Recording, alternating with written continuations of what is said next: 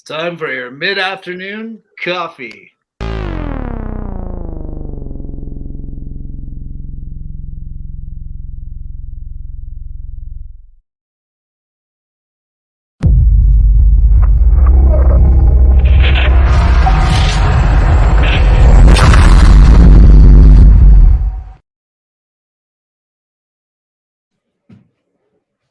COFOH Live Undead. I am your host, Daniel Crosier, and I am joined by the amazing Josh Ruben and Bri Tippets.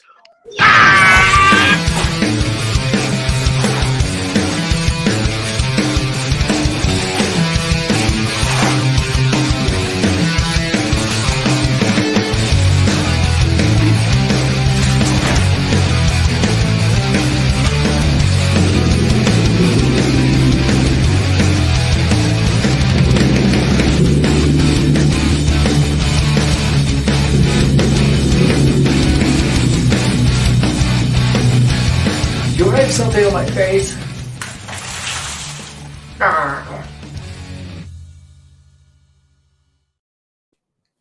Wow. Wow. Oh my Josh. God, what an honor. Josh, Bri, thanks for coming on the show. How are you guys? So well. So well. Bri, is this our first interview together? It is, yeah. This Yep. is momentous. This is yeah, you beat us, you beat everybody else to the punch. You beat Vanity Fair to the punch, Daniel. Yeah, well, that's me. I get the scoop.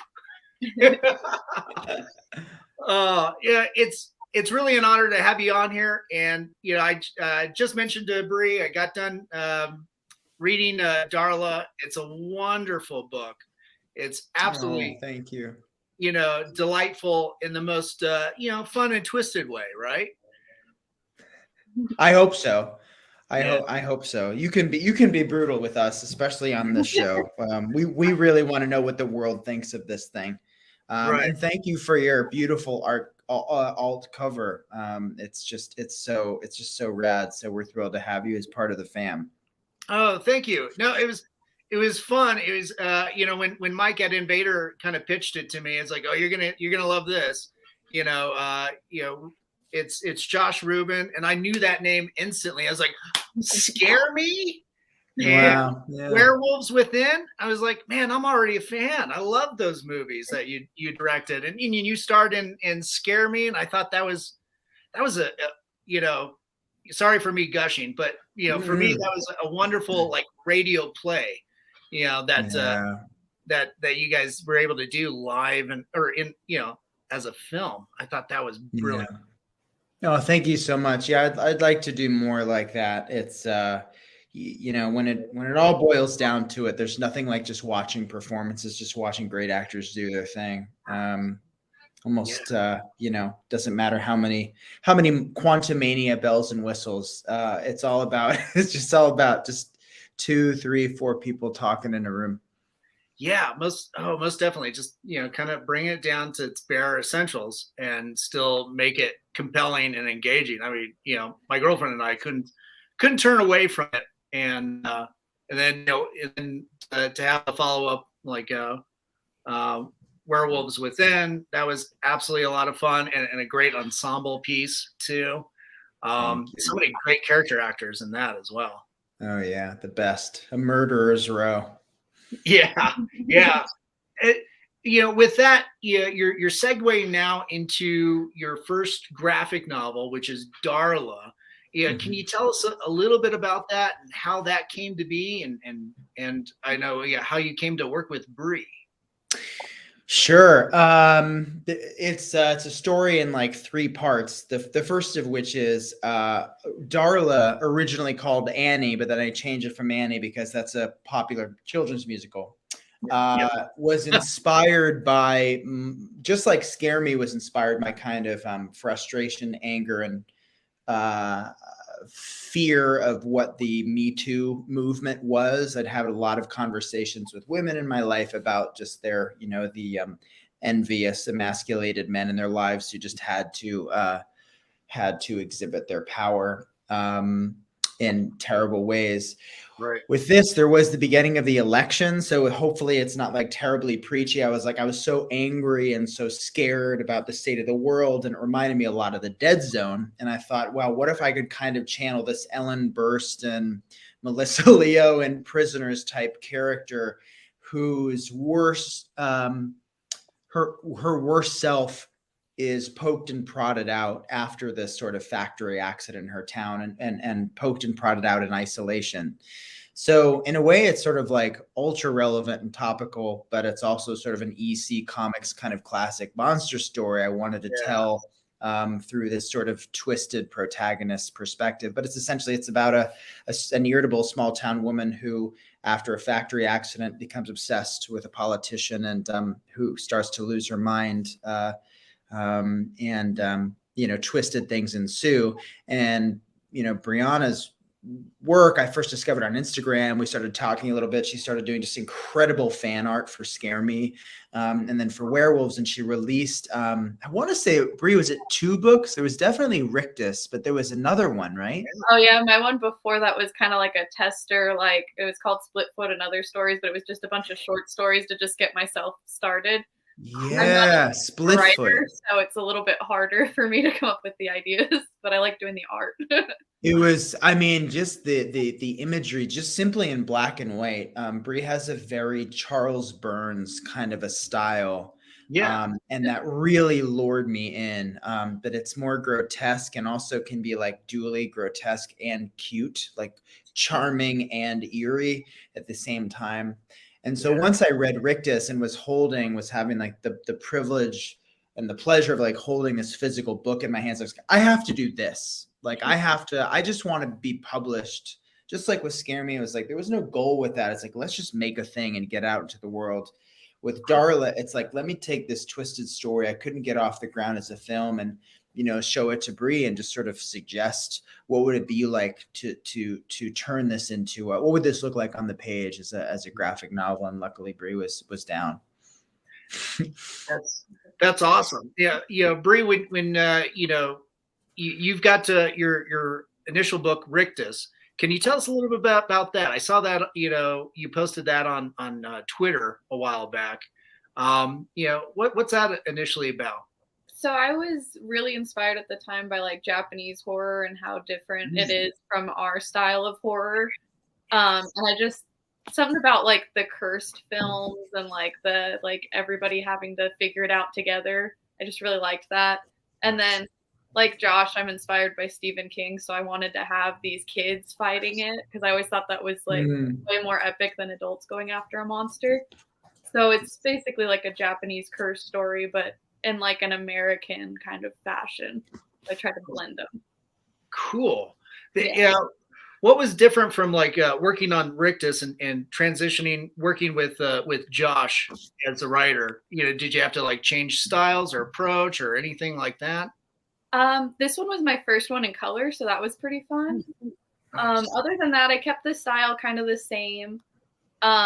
But Josh is really cool at just like kind of letting you do your own thing. And then he'll kind of like, you can tell he's a director because he's really good at like, hey, maybe let's try this and that. And I'm like, okay. And then it comes out even better. Like, it's really cool. Sorry. I'm getting over COVID still. But, yes. Yeah. Help me. But yeah, he's really good at just like pushing you to like make it even better, and like still gives you the freedom of creating it yourself.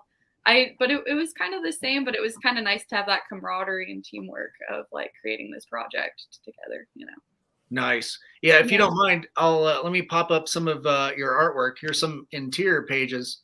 Ooh. Turn off this banner here real quick so people get a better look. Come on, banner. There we go. Yeah, it's so it looks like you're dealing with a lot of washes. Is it mostly ink? I worked with ink and marker Okay. for this one. Yeah. Nice. I worked with Prismacolor for a long time, and then they just stopped selling the individual markers. So I was like, I'll try Copic. So it also was trying a new medium for this. Oh, that's fantastic. Yeah, I love this like dream sequence too, and kind of the darkness that it kind of foreshadows and everything. It's absolutely stellar. But yeah, it's some fantastic work and a great story too. Josh, I was telling Bri before you hopped on just what. Oh, come on, Banner. There you go. Technical glitches. Ah, Yes. yeah.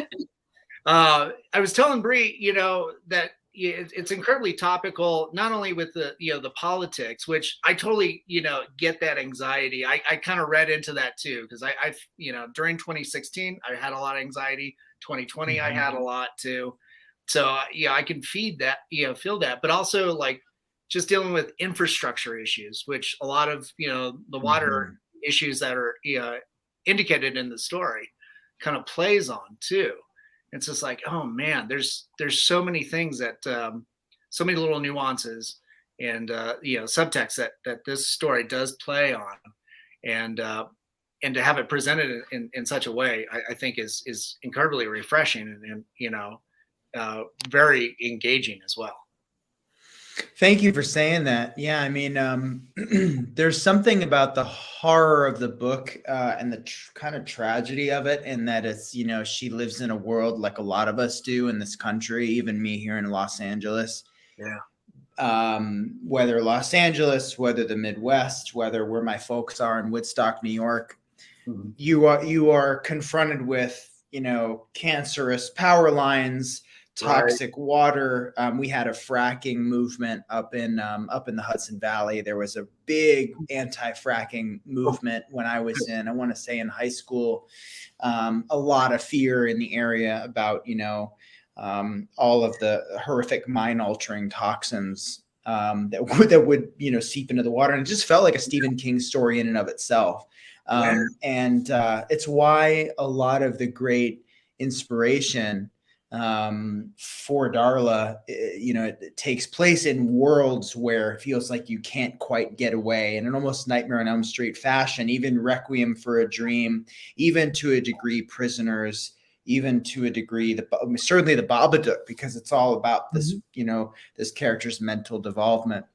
Yeah, that was a world I was interested in playing in, and also kind of realized like there was an era probably of film where that type of movie was exciting to make, but I think now we're sort of in the fun horror era of films. If a Hereditary released today, it might be tougher to get out, but we were all kind of in a more terrorized, fraught state. I think it came out exactly when it should have been, and was intended to just like Get Out.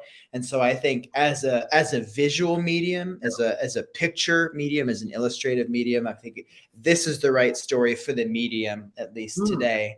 That's certainly my my thought on it anyhow.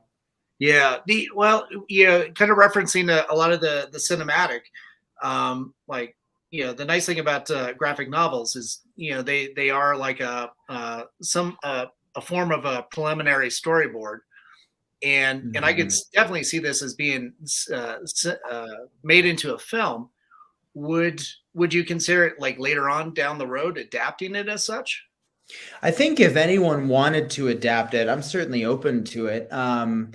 I would want to give it to a filmmaker that doesn't look like me. Ideally, a woman filmmaker, woman producers would be the dream. Like originally, I was like, I wanted to play her and wear prosthetics and make it a super weird movie where I would direct it and be in it. And we started to have those conversations before Scare Me. And then I was like, no, let's see if there's some great character actor out there. Like maybe someday like Sarah Paulson or Molly Shannon or Kristen Wiig even would be down to do something that's dark and strange. And then you can kind of imagine the ensemble. Maybe Ari Aster's company, Square Peg, might be like, maybe, you know what I mean? Like someone who's got a real, who sees this as an opportunity.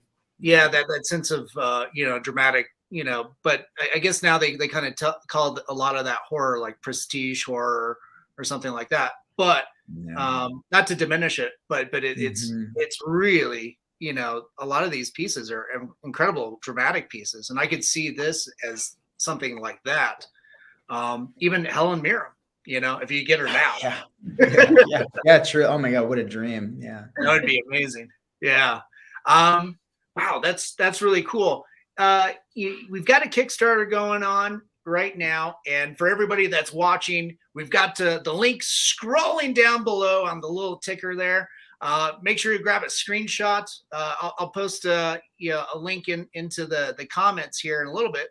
But can you tell us a little bit about working with Invader Comics and doing this Kickstarter? I don't know if you've ever done crowdfunding or anything before. I always avoided it like the plague because I feel immense guilt, like my mother, about asking anyone for anything, and I would rather drain myself of blood and cash before I asked somebody for their assistance. I hadn't done it before, no, and what's cool about it is it's Mike Perkins, who's one of the heads of Invaders. He reminds me, and Bri, it's like, you're not just giving this campaign money, you're getting something. There's a lot of perks. For $10 you can get the digital version. For X amount of dollars you get the alt cover, limited edition, Daniel, that you drew, and metal book plates, which are just like rad little bookmarks. All kinds of perks. You can even like Zoom with me if you really were like that interested in my make some noise movie making career and such. You get a lot of stuff. There's really a lot of perks. Original art from Brianna. Cool. So yeah, Brianna, have you done anything like this before? I haven't. This is my first time. I usually just like kind of put things on Etsy and like try to post about it and hope people see it, and like eventually I'll kind of get sales and some. But yeah, this is my first big one. Nice. But they've made it a really easy process, like Josh said, and it is cool because we're providing such cool stuff in return for people backing it, which is nice. Yeah, I feel like a lot of crowdfunding. Yeah, if you do it right, you're able to bring in people, and they get to participate in the creative process. They're not just pledging. They can be in some capacity a producer of sorts. I've seen that a lot, and also in film, where you hey, you want to walk on roll or something like that. Horror movie. You want to be a kind of a kill role or something like that. Yeah, who doesn't want to die on screen? Yeah. So there's a lot of opportunities, and then I think also to build your audience as well, and be able to participate as a creator without having that middle person, which is usually like a distribution company or something. I mean, it's been kind of incredible. Like I get the daily email from Kevin Miller, Michael's partner. At Invader, he's like, yeah, we got a little bump today. We're over the hump. Like, try this content wise, try that. And I'm always like, oh man, I'm anxious about oversaturating my community or whatever, or putting content out. But they said something great the other day. It was like, just make good stuff, make it personal, and especially with comics, it's so niche. Why don't you talk about what comics you enjoy and what some of your illustrative inspirations were, and just to be like, oh yeah, man, what were they? And to really kind of dig back. I haven't even really dug that deep into it, so I'll probably do another thread just about like Preacher and the original Teenage Mutant Ninja Turtles, and like was it Dark Knight, Dark City, and Venom, Lethal Protector, the comics that just kind of stayed with me, but that it just got such an immense response because it's such a specific community, a very active community on Twitter specifically, like RIP. Talking about all of it on Twitter and talking about, I'm going to do a Reddit AMA tomorrow at 11 Pacific. And just get super specific and talk to people about the medium. I'm excited. Yeah, that's cool. Bri, as an artist, as a creative too, what comics and stories have you gravitated towards? Growing up, I was a huge fan of Jonan Vasquez's stuff, and not comic wise, Tim Burton has always, I think that's where Josh kind of picked up on. I've always liked that like cute but dark, like I like having that little combination. And I also like it just because I feel like you get a bigger audience of people who will like kind of pay attention when you do that, when you play with that line. But comic wise, I love Will Eisner. I love Daniel Clowes. I'm a big fan of his work. Like Art School Confidential is one of my favorites. But yeah, that kind of stuff. A lot of black and white. I think that's why for so long I did the black and white, was just like a lot of the people I looked up to just didn't even mess with color. But it was a fun experiment, and I actually think I might do more with color now. Nice. The with something like Darla, would you ever consider any type of follow up or anything like that? It just seems like there's a little bit of nuance at the end that could echo something that haunts even further down the road. I'd be down. That's kind of up to Josh as the writer, but I'd be down. I mean, I want to keep working with Bri on any number of things. Also, just to say, she is so lightning fast, like so freakishly fast. It's just kind of insane. Like the day after we would talk about something, she's like, "Here's 10 pages," or "Here's like 2 beautiful, fully colored, completely revised, completely addressed sequences that we talked about." I still don't know how you do it. You must not sleep. The only answer I could give, repeating it a lot. Yeah, truly like that. I mean, it's fun. It's really, really phenomenal to watch and to be part of. But yeah, I mean, I don't know. Me personally, I'd like to just dig up, like dust off the cobwebs of other stories. This is just such a great way to bring other stories to life without spending $30,000 on a short film or even $10,000 on a short film. It's like, why don't we try and make this thing? We'll create our own IP. We can take it out. And comics are just back in a big way. I don't know if it was like part of the pandemic, or maybe I'm naive for saying this. They've always been a popular medium, but I think there was something about, I don't know, Daniel and Bri, you would know more than I would. Is there something about the past 3 years that specifically got people, especially with like vinyl, and books and even cassettes, people go, I want my hard media thing. I want my Blu-ray. I want my, right? There's been an explosion. Yeah, physical media is making a huge comeback. One thing I noticed with and Josh, you would know this better than I would. Like with so much content being available online, and then all of a sudden it's gone, because of licensing or what have you. So people have started really investing in physical medium. Obviously, I think for the last 10 years, vinyl's been making a massive comeback. Last 5 years, cassettes for that's for music. I know collectors that are going back and readdressing 8 tracks. Whoa.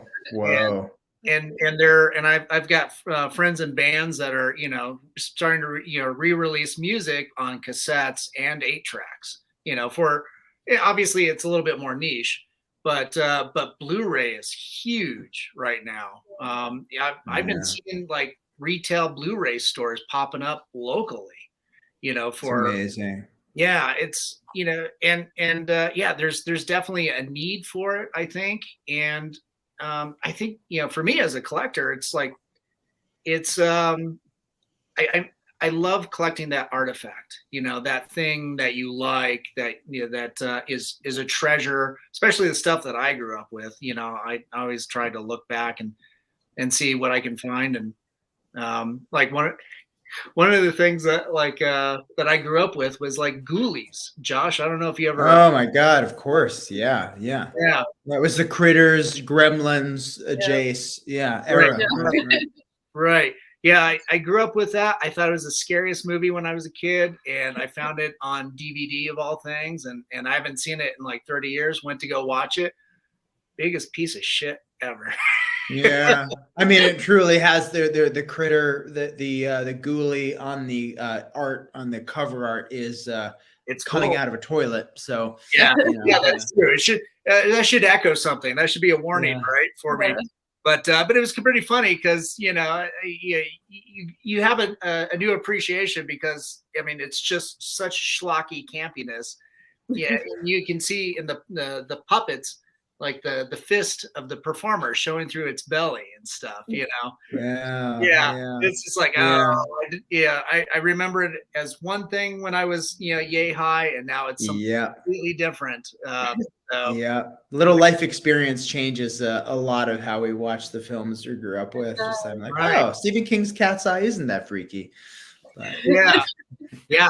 I can still go back and watch that movie. The troll sequence just gets me. Still effective for sure. Yeah. It just that, that use of size and proportion. But yeah, it's always fun to see how we change with our art and our mediums, and how people interact with that stuff. It's always so. Yeah. What kind of things like really stick with you as you get older, like Bri? Like from old films, or just what you grew up with. Oh, that I grew up with. I think just I like the handmade stuff still. Like, I mean, CGI has its place, but I actually do kind of like the critters, ghoulies. Nice. I think I was really into puppets for a while. I even considered going to like puppet school at one point in my life, which my parents were really kind about for parents. But yeah, I like those like practical, like seeing how they had to figure out those, like, how can we do it with our budget? How can we do it with what we have material wise? Like, it's kind of neat to still see that. So I still kind of look for that in movies, like stuff traditionally done still, Nice. How about you, Josh? I think the same, all the practical effects and the like are coming back in a big way. But, Joe Dante makes a good point of this when people ask him, and John Carpenter about, why aren't movies like The Thing? Why can't it be that way? And it's like, why can't we have that Rob Bottin era sequence, that John Landis werewolf transformation with that practical look and texture and camera? And the reason, the answer is time. Back then they had a full week to do some of those sequences because inevitably, puppeteers, animatronics, things would break down. And now everything working in film today, unless you're, Guillermo del Toro, and even if you are too, they'll still try and rush you to make days. Things are so crunched. There isn't a lot of prep time. There was a huge article just tangentially about how the director's name is Chad. His last name starts with an S, but I'm not going to try and pronounce it. The guy who did John Wick 4 was talking about all of the prep money spent up front because people are going, well, how are those sequences so good? Yeah. And the answer is prep. And so if, you do have prep where you build in that time to take a week to do your Carpenter-esque sequence with your practical effects, that's the way to get it done. And otherwise there's going to be a lot of reliance on CGI. It's frustrating when you do get on set and stuff breaks down, you have to figure it out. But the magic stays with all of us. It becomes it's a forever classic for a reason. It's because it was so ambitious and they had the time. Yeah. Oh man, that's so cool.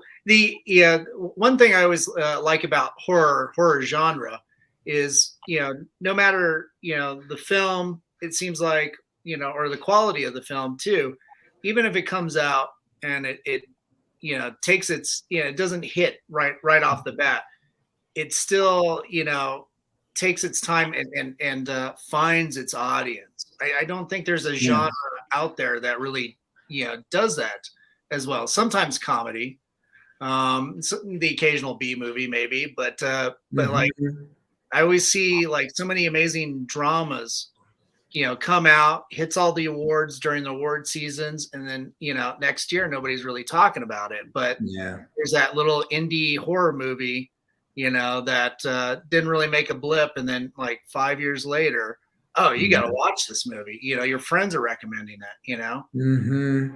There's an article about, I think it was David Lynch's work that's getting sort of rediscovered, the cult movies. I mean, there's a Party Girl with Parker Posey screening. I want to say it's in New York, and I'm so envious if it is. So but like, because of Criterion and Criterion Channel alone, I'm wanting to go back and watch a lot of those like early 90s Ted Hope era films. My wife and I watched Day Trippers recently, and it wasn't Rachel Getting Married. It was the other one. Oh, Pieces of April. Like just like that early. I never back then I would have been like, hell no, I'm not going to watch some like family movie. I want to watch, I don't know, Ghostbusters or whatever. Now it's just like, oh man, you have family stories and how can they drive them home? You got to really credit the I guess it too. Hard media is having is a big influence on that. There's a movement to screen these unearthed classics. People are just as passionate about these like kind of human stories and passionate about film in a different way. Yeah. Maybe as an answer to how, the complete opposite world of superhero bullshit that, is constantly being churned out. And I love superhero bullshit, but it's like there's an answer to that. There's a response to that. I think in the, the fact that we have local video places that are popping up and that people are like, hell yeah, I'll go see a screening of Party Girl with Parker Posey, or, visit the old Whit Stillman book movies and that sort of thing. Yeah, that's cool. I think, along with that, and we mentioned it on it a little bit earlier with, comics and film and so much stuff coming out in physical media with, in the last few years or so. But yeah, comics have kind of, seen that resurgence because, so much of us comic book artists and stuff, we're fine being isolated at home, during that time. We're already introverts to a degree anyway. So just gives us a little bit more opportunity, if you can afford it, to turn out more art, more stories, and so much of like the comic book industry, like I would hazard as much as like 30% is online doing crowdfunding, and that's where they find their audience. Yeah.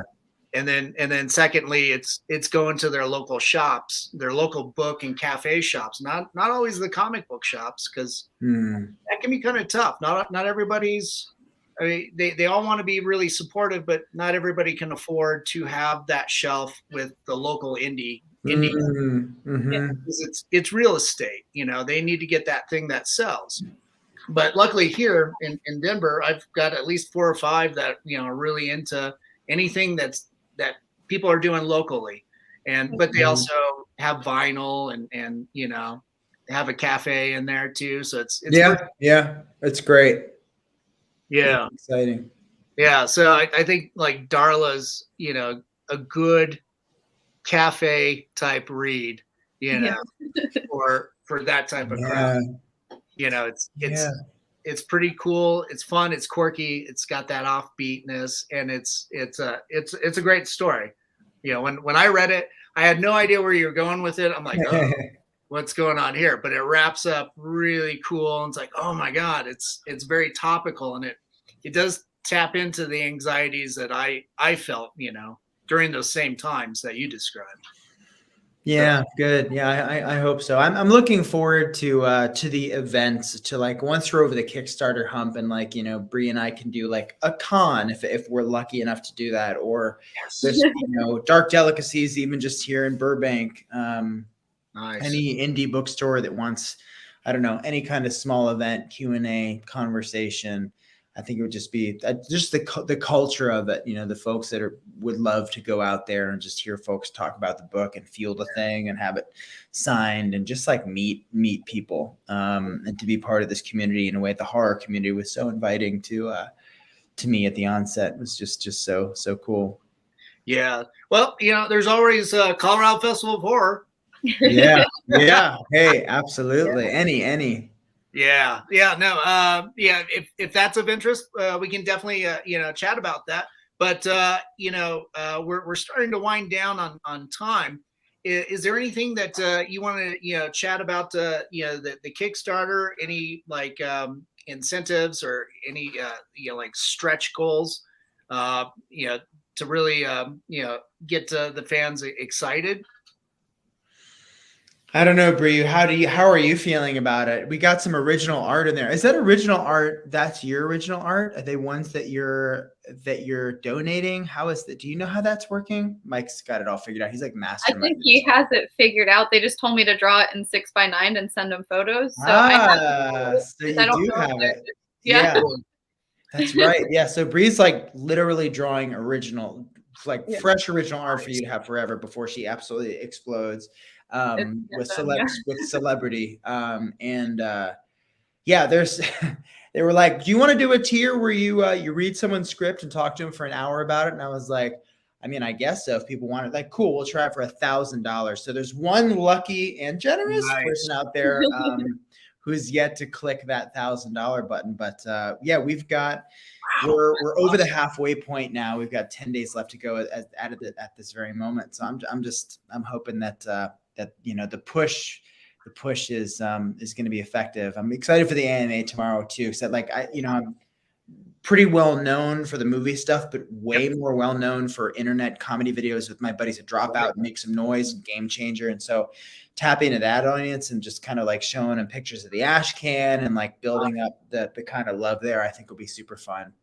Man, that sounds awesome. Yeah. Real quick too.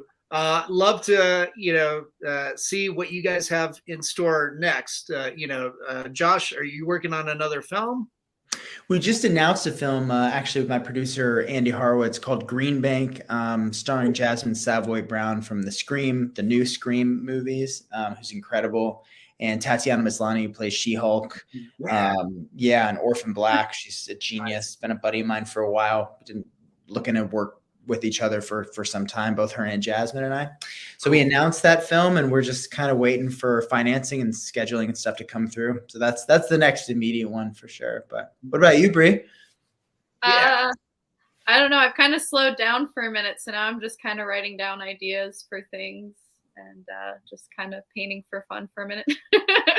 Yeah, must be nice to not have to like transcribe and build a world of 200 pages from this Josh Ruben character for a chance. I actually like it. It's fun, like to build a whole world, and it's nice. Yeah. Like I said, I'm not much of a writer, but I'm like, if I want to make stuff, I gotta, like you said, just make it. So it's nice to have someone to work with who can do the part that I'm not so good at, and then I can just do the fun, like drawing the characters and creating what they would look like and dress like. And yeah. You're already getting my gears turning about another thing. I was like, gosh, you talked about puppets, man. There you go. I mean, puppets are making a comeback. I'm down for anything, so. Got to do it. That's so cool. Well, I can't wait to, for the world to discover Darla and to, really embrace it, because I think they will. I think it's a wonderful read, and thank you. I can't wait for you to find a new audience in the comic book and graphic novel world. So thank you. It means a lot coming from you, Daniel. Thank you for saying that. Yeah, no, it's I mean it. It's awesome, and of course, Bri can't wait to see what you put out next. So thank you. I'll be following your Twitter. And then for everybody who's tuned in, make sure after the broadcast, go to Kickstarter, support this graphic novel. God damn it, do it.